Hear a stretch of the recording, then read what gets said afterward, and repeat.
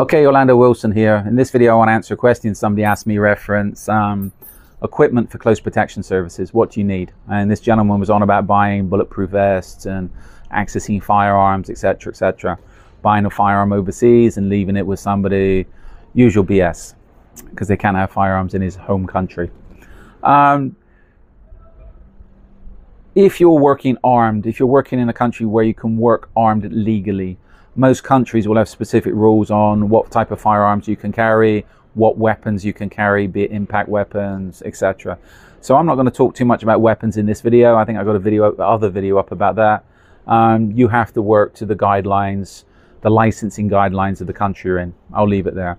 To go with the weapons, yes, you need your cleaning kits, your magazines, concealable holsters, not competition holsters, etc. So you need to me, as long as you've got a decent firearm, a decent holster, a couple of spare magazines, you're good to go. That's it. And ammunition, cleaning kit, etc. But I'm not going to get into that in this video. In addition to weapons, bulletproof vests, stab-proof vests. If you're working in some countries, a stab-proof vest is more applicable than a bulletproof vest. I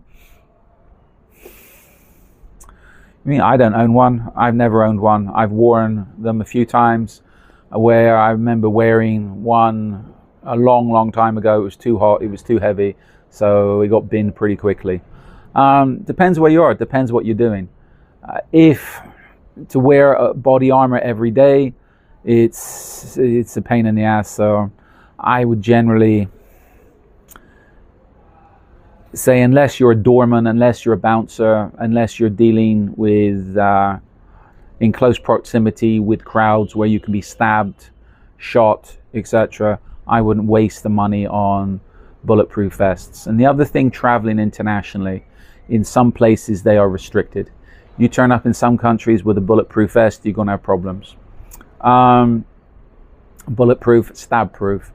If I was buying a vest these days, and I know people that are selling, I would go for a dual bulletproof, stab-proof vest, because in a lot of places you're more likely to get shanked than you are to get shot. So I would say the main equipment these days that you need is a decent smartphone. You should be able to, as long as you know what you're doing, you should be able to work from a smartphone. And I've had people say, again, about radios, communications. I'll do another video about that later. As far as communications are concerned, work from your smartphone, work from encrypted apps, etc. Change the apps around that you're using every day. You can mix it up. Your phone's got all your navigation stuff. The phone, you can organize all your jobs on it. Most smartphones these days are as powerful as a lot of computers. So you can run your whole business from your smartphone. I mean, sometimes I'm traveling for a month, a couple of months, and I'm just working off my phones. I carry two phones. Why? Because if one breaks, I still have another phone with all my contacts in it, etc. And again, if one phone breaks, I can just bounce onto the other one without having to go look for a phone, buy a phone, install apps, and install contacts and everything else. So I would say buy two phones, two decent phones, get two numbers. In some places, if you can, get two different networks, because if one network fails, you should still have another network up. And I remember I was in Haiti after the earthquake the next day, and there the main provider, cell phone provider, was down, and one of the backups, one of the smaller providers, was actually working. So after that, you mean a lot of the guys there, instead of going with the main provider, changed over to the other provider, or that's when phones were coming out with dual SIM cards. Got two numbers, one for each network provider.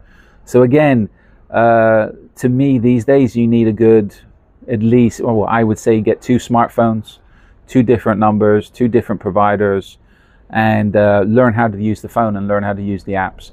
Again, you must use the VPNs on your phone. Make sure the phone's secure. Make sure you don't leave it hanging around. Make sure it's not outside of you're not leaving it unattended, etc. Make sure there's security on their phone, because if you got everything on your phone, it gets hacked, it gets stolen, then you've got problems. But phone security. I might do a video about that in the future. Phone security is very important these days. But I'd say that's all you need: 2 decent smartphones and a good brain. I'm all for the saying, the more you know, the less you need. One thing I do use, and it's in my business, and these things are applicable to the close protection business, especially protective surveillance, is covert cameras. And I might do a video again, other videos to do in the future. Decent covert cameras can be worth their weight in gold. The trouble is, these days is finding decent ones that work reliably. That's the main equipment, specialist equipment I use these days. I got cameras in various objects.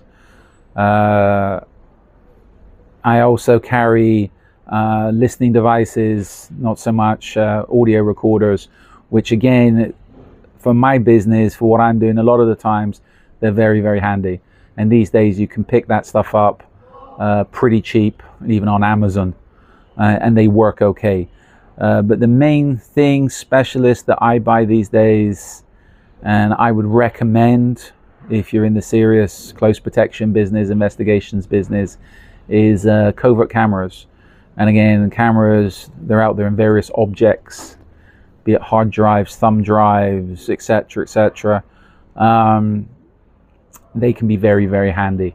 And I generally got one of those with me, at least one of those with me when I'm traveling.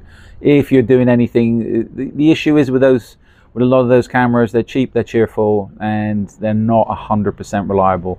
So whenever I'm using them for anything serious, they're generally backed up with at least one more camera, and usually audio.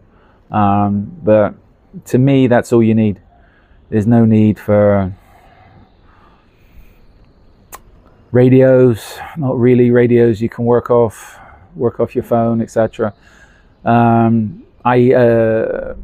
Bug detectors, etc. A lot of those, I've got videos up about that. A lot of those don't work.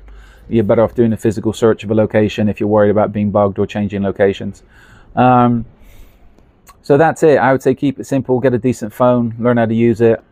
If you're in a place where you can carry weapons, work to the legal requirements.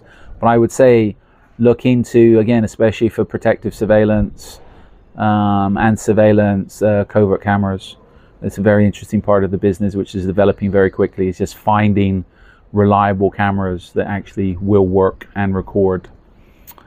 Okay, that's it. That's my opinions on equipment. So follow me along on social media. I'm up on LinkedIn. I prefer LinkedIn at the moment.